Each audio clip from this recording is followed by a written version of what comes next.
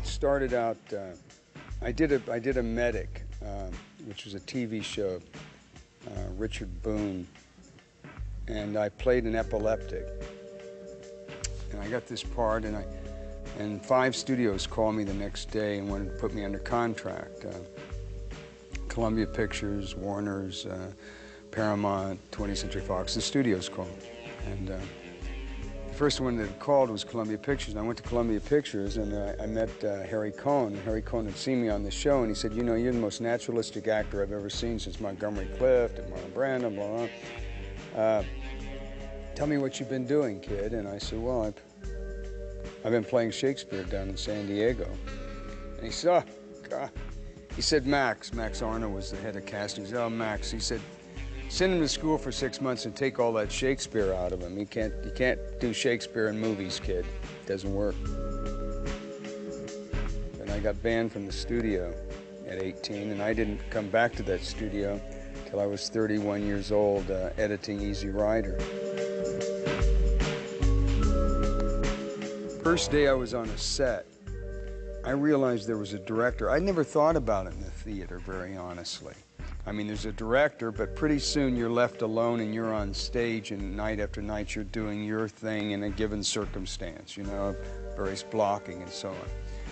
But in a movie, there's a guy there that can stop you every line or even every word and say, whoa, whoa, whoa, no, I want you to do it this way, I want you to do this and so on. And suddenly the director became, and he's moving camera, he's making, I'm thinking, wow, man, this guy's really in some position here, you know. This is a lot different than being on stage. So at that moment, I really decided that I wanted someday to be a director.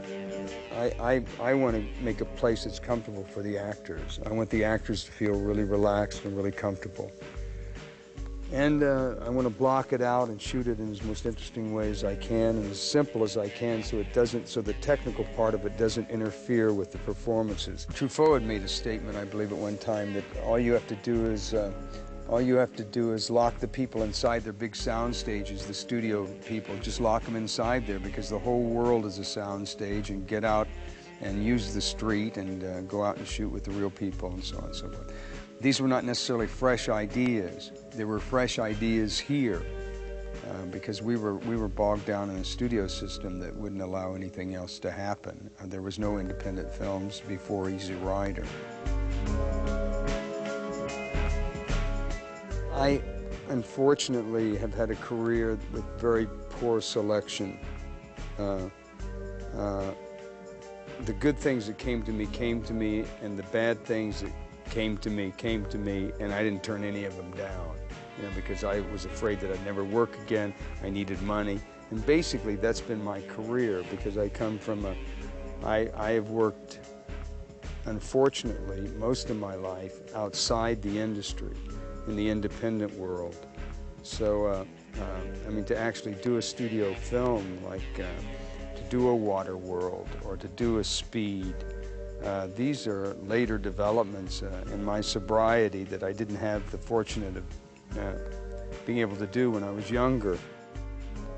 And in all this hodgepodge of stuff, there's been some jewels that came to me, and I knew them when they came, and I was fortunate enough to be able to place them. You know, sometimes the downs were the best part because you can come back up again. You know, but I've had a really wonderful career, and I love acting. I love it, and I love directing. I've been able to create and have a really creative life.